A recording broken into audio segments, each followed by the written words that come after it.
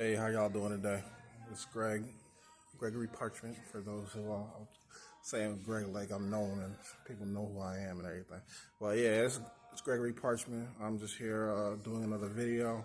There's so much stuff to talk about, man. So I'm just going to try to do like a bunch of little videos, or I don't know how really long I'm going to go on each subtopic, but I'm going to try to do I was going to try to make one video of many subjects, but I'm going to try to do little videos of one topic. And because there's just so much to talk about right now. And I got the time, so I'm just going to try to get into it. I want to forgive me for not shaving. I definitely need a haircut. I mean, I'm not into haircuts like that, but I'm looking at myself and I'm like, geez, I need a haircut and I need to shave real bad. So I'm going to take care of that in the morning. But it is January. Is it the 11th or the 12th? I think it's the 11th. Yeah, it's just about this 47 minutes to the 12th. And just want to thank anybody who takes the time to listen to me.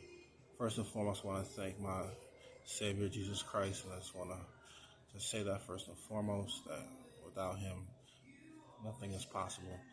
So I just want to thank you for everything that He is. I just want to thank Him for everything that He has done for me. But I just want to get into this video real quick. I want to talk about basketball. And I want to talk about, it's something that was kind of on my mind just because, you know, I'm a basketball fan. I'm an NBA fan. I'm a college basketball fan. At one time in my life, I was really into high school ball. I would go all over Jersey to watch the top high school players play. So I think I'm just an all-around fan of the game, fan of basketball. And I played in high school. I didn't really play varsity, but I played high school ball. And, you know, I've always loved to watch it, probably more than I like to play it, because I wasn't really a great offensive player. I was more of a defensive player. But anyway, what I really want to get into is and I might have talked about this before, but just in case I haven't, when I was just looking at some of these NBA games or some of these college games, and I just look at some of these highlights, and because I check the highlights, I try to check the highlights as much as I can, and I'm just like, you know, I'm looking at some of these box scores, man, and it was like one box score in particular that kind of caught my eye, because honestly, you know, I'm not like most fans who likes to look at the best teams, who established players. I like to know who's up and coming. I like to know what the young teams are developing and all that other stuff. So one team that's kind of caught my eye as like a young team that might have potential to do something in the future is the Portland Trailblazers. They just traded Dame Lillard, so they have kind of like a young backcourt now. And Anthony Simons, let me see how old he is, but he's about 24, 25 years old. He's 24 years old. And I think this kid's got a lot of talent, a lot of potential. They also got Shaedon Sharpe, who was drafted from Kentucky a couple years ago. He's 20 years old. So, I mean, he's already averaging 16 a night. And then they drafted Scoot Henderson, who is 19 and was a number 2 pick of the draft over Brandon Miller. No, he was number 3 pick of the draft. He was drafted after Brandon Miller, which I thought was the right decision, because I thought Brandon Miller was a pretty dominant college player at Alabama. And Scoot, I didn't really know too much about, but I know his shot was still in development, put it that way. It was not a very good jump shot at the time of the draft. And honestly, looking at some of these box scores, it don't seem like his jumper really got that much better as of yet, you know. And honestly, I think some of that is on him, but some of that is just on the philosophy of basketball. And that's pretty much what I want to talk about today, is that and this is kind of like an old topic, but I think I have a unique perspective because I'm on the opposite end of the spectrum. And honestly, I don't even know if I'm really on the opposite end of the spectrum. I'm on the opposite end of the talking points the media likes to put out. Because everybody who talks basketball with me seems to think that the game is improving because they take deeper shots, more three-pointers, and they think that's more entertaining for some reason. And I just don't agree with that, man. I really don't. Like, while I'm watching basketball, my experience watching basketball, I started watching basketball in 1991. I started watching when Michael Jordan won the championship against the Lakers to start his first three-peat. That was the first year I remember watching basketball.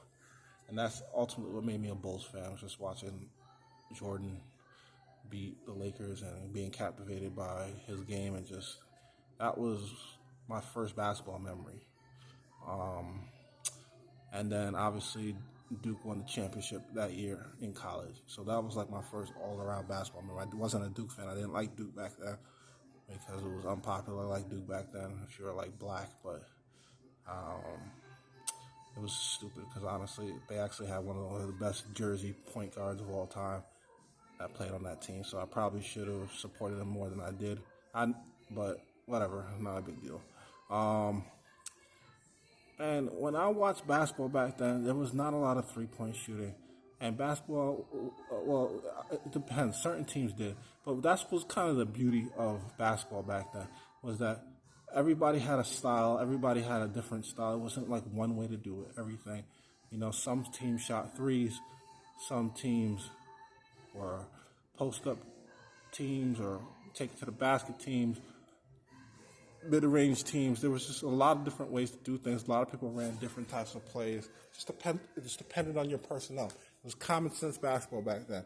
I got a great point guard. I'm going to try to establish my point guard and make sure that he has the ball in his hands and does that. I got big men. I'm going to go to my big men. Most of them work through them. You know, that's just how it was back then. It wasn't everybody trying to do the same thing. Like, you know.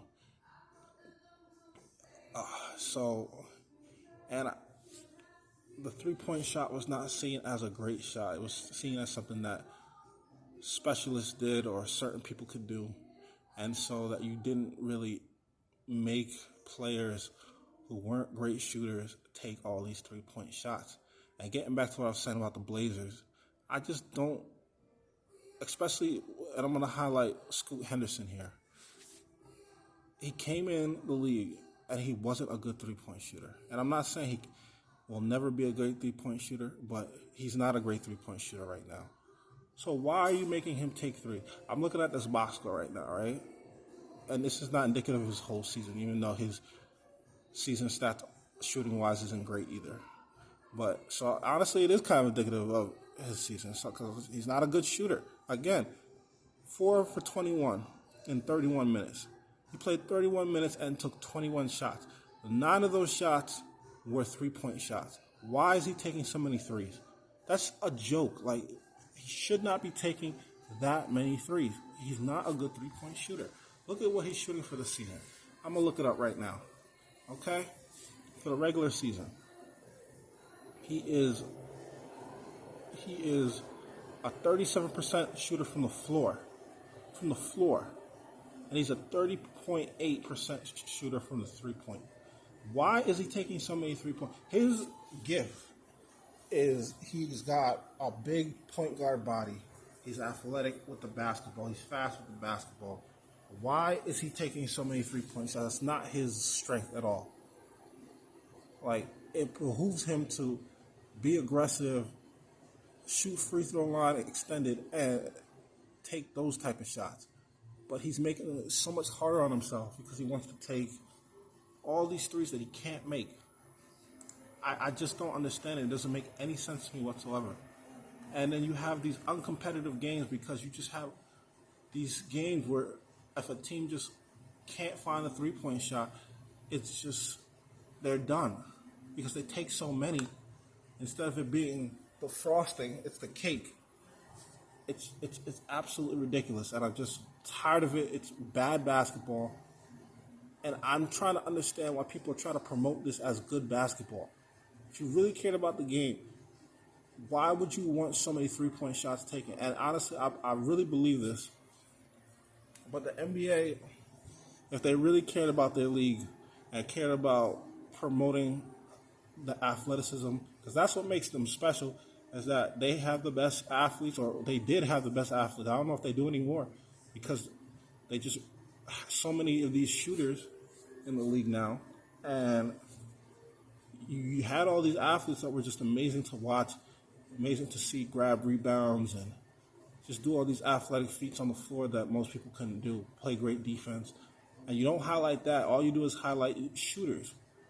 And you know what, man? Honestly, dude, if there's one thing that the common person could do at a pickup game where nobody knows who you are, you always find a couple people at the gym who play all the time that could shoot threes.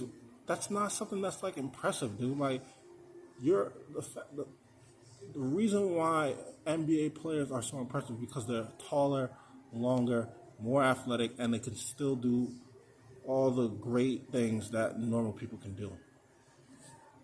And you're not highlighting the things that make them great.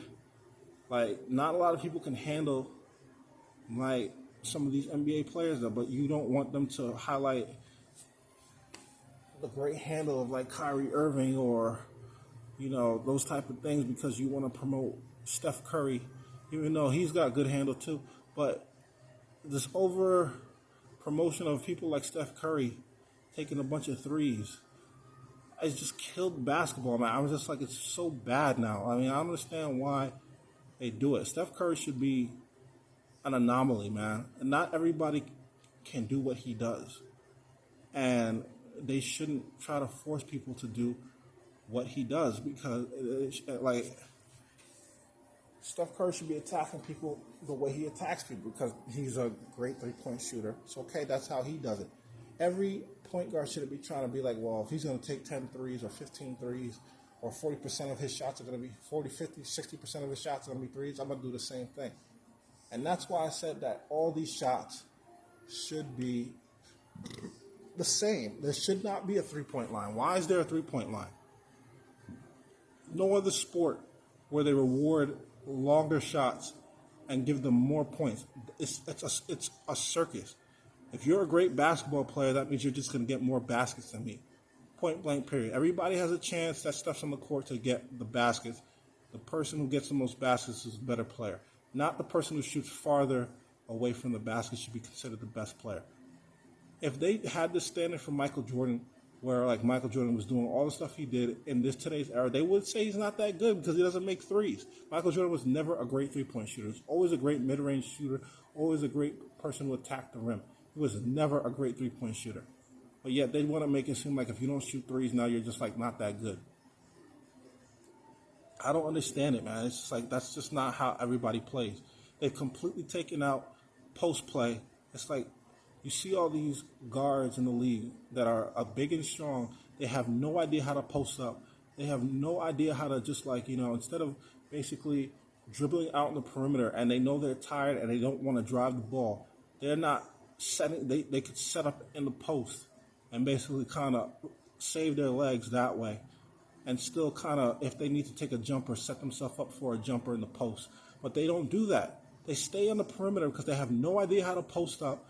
They don't work on it, and they just, and if they get stuck, they just chuck up a three. And it's just such a bad basketball. I don't understand it.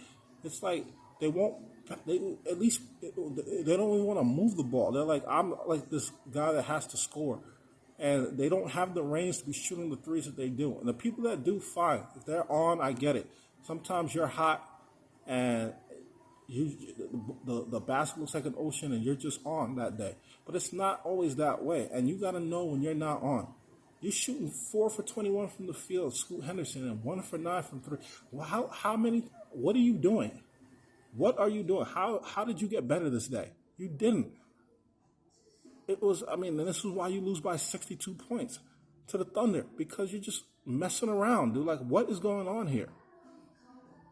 It's bad basketball. I hate it, dude. Like, I don't understand why people do this. And the NBA doesn't want to fix it. They don't want to look at real reasons to fix it, because it's not like how it used to be, where it's like certain teams had certain identities. There's a different way to do things. You know, some teams are going to be grinded out basketball. Some teams are going to be up and down, shoot threes, whatever. That's how they want to play. Fine. But every team shouldn't be wanting to play that way. And you wouldn't have these like lopsided scores like you did today with like Boston losing to Milwaukee by 33 points. Like, my goodness, dude. Like, why can't we get competitive basketball games? Like, jeez, it's crazy. Look at the threes these people are taking. The Bucks took 42 threes and took 92 shots. The Celtics took 35 threes. That's too many threes, bro.